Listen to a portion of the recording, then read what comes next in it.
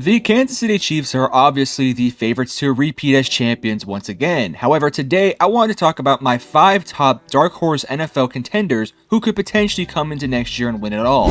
Now, before I get into my 5 dark horse contenders, I did want to hand out one honorable mention, and that's going to go to the Green Bay Packers. Now, I think the Green Bay Packers are contenders, and that is kind of why I didn't want to put them in this dark horse video, because I think a lot of people think they're going to potentially win a championship this year, so I didn't think they truly qualified as a dark horse contender per se. Let's hop into the list. Now, to start off this list, I decided to start off with the New York Jets, with one of the most experienced quarterbacks, if not the most experienced quarterback in the NFL, to go along with a very experienced roster overall. I truly do believe that this team has what it takes to win the championship. Again, when you have a guy like Aaron Rodgers who's been there and done that, to go along with guys like Tyron Smith, Morgan Moses, and a bunch of other veterans on the defense, you're looking at a team that has not only a bunch of experience, but a lot of really good quality players. It also does help that this team has a lot of younger players too who have arrived really early into their careers to become top positional players within their respected positions. For example, Sauce Gardner is arguably one of, if not the best cornerback in the NFL, and he's super young. Look at a guy like Garrett Wilson, who's kind of the same thing, where he may not be a top 5 wide receiver, but he's arguably a top 15 to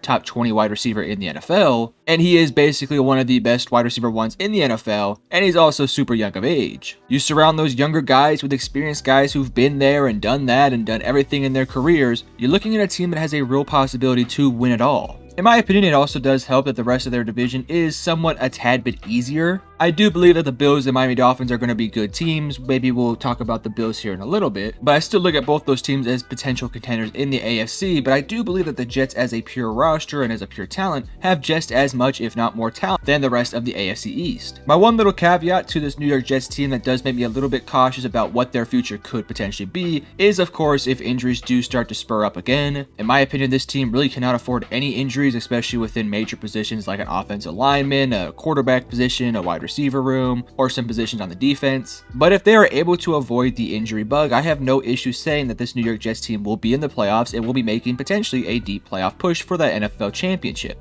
Could they potentially beat the Kansas City Chiefs? I don't know. I hope they can, because quite frankly, I just don't want to see Kansas City win it again. Next up at number 4, we're going to be talking about the Indianapolis Colts. And if you guys have been following me for the past several months now, you guys would know that I have been extremely high on the Indianapolis Colts. And unfortunately, it does appear like almost everyone else is pretty high on the Indianapolis Colts, so my hot take of the Indianapolis Colts winning the AFC South isn't really as hot as it used to be. However, with that being said, there's good reasons as to why a lot of people are extremely high on this Indianapolis Colts team. When you have a head coach like Shane Steichen, who once was the Eagles head coach who brought that team to a championship, and we obviously saw how bad that offense was last year after Shane left, and then you see what he was capable of doing in his rookie head coaching season, where he brought a Indianapolis Colts team that is not as good as it was this year. And you also have an injury at the quarterback position, who that quarterback being Anthony Richardson, who was basically hand gifted to the Indianapolis Colts as the perfect fit and perfect model alongside Shane Steichen and what he wants to do. Yet despite the injury, you were still able to be one game away from making the playoffs, and arguably had a player just catch the ball, you would have been in the playoffs going up against the Cleveland Browns. And you did that with a quarterback who, quite frankly, doesn't really fit your mold of offense in Gardner Minshew. He's not very athletic in terms of what Shane Steichen likes to use the quarterback body for. But now you get that strong, physical, well-athletic quarterback like Anthony Richardson back, who I personally do believe is going to have a big bounce-back season, and you now put him back into the Shane Steichen offense where he's going to thrive and succeed at a very high level. Again, I do want to throw out a bit of a caveat here. The AFC South is arguably one of the best divisions in the NFL. You're going to have to go up against the likes of the Jacksonville Jaguars, the Tennessee Titans, and the Houston Texans.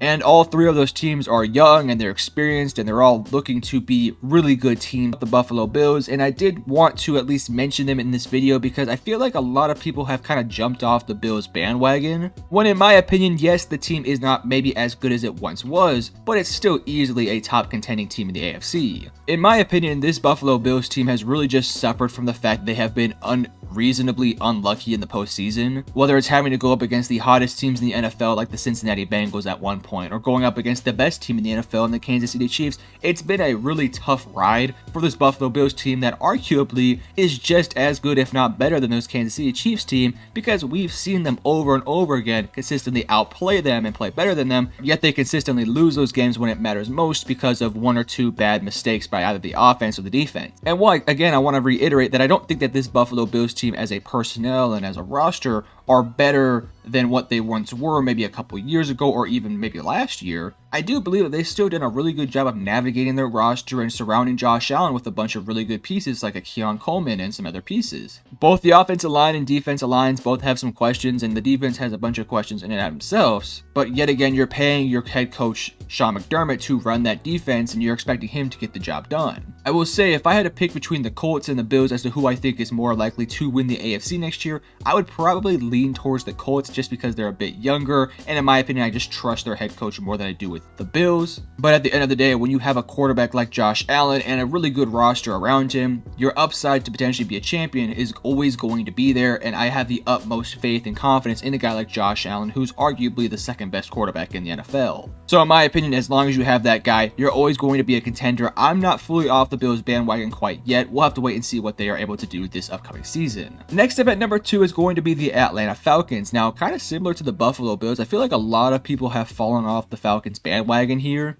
I feel like once they brought in Kirk Cousins, there was a lot of people who are instantly like, yeah, this is going to be one of the top contending teams in the NFC. And then after the draft, where they went out and got Michael Penix Jr. and didn't really address the defensive line position as much as they probably needed to do, I feel like a lot of people really fell off the Atlanta Falcons bandwagon and are now having them between the 10 to 11 win mark and probably losing in the first or second round. And quite frankly, that's a very real possibility, but I also do feel like this Atlanta Falcons team has the makeup of a team that could potentially make a deep playoff run. Looking at this Falcons team up and down roster-wise, you have a lot of really good talented pieces on the offense with guys like Kyle Pitts, Bijan, Drake London. Those are very well noted and very well analyzed. We already know how good those weapons are, but they obviously have one of the best offensive lines in the NFL, which in my opinion makes this offense truly one of the scariest units in the NFL. I'm one of the biggest believers in Bijan Robinson. I actually do believe that he should be in the conversations for Offensive Player of the Year award this year, so I truly do believe that this offense is going to have so many different dynamic